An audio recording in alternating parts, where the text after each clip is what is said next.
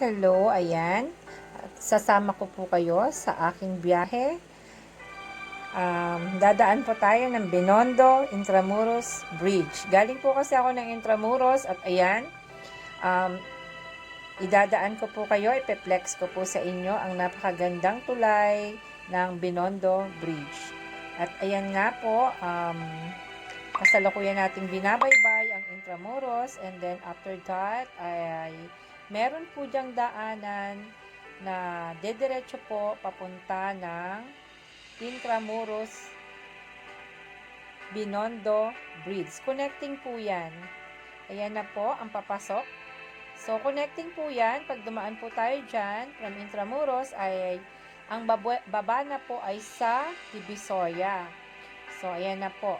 We're entering the Binondo Bridge. So, tingnan nyo po, napakaganda ng area. Parang wala ka sa Pilipinas.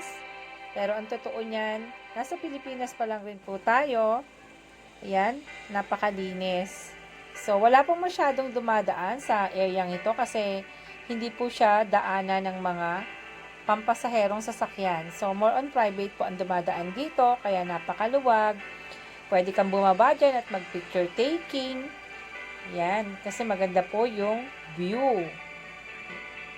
Ayan po, ang napakagandang Binondo Bridge. And then, after po nyan, pag nagdire-diretso po kayo, to your right side, pagbaba nyo po, ay makikita nyo naman po dyan, ang napakagandang Binondo Church. So, area na po yan ng Binondo pagbaba. Nandyan na po ang mga masarap na kainan.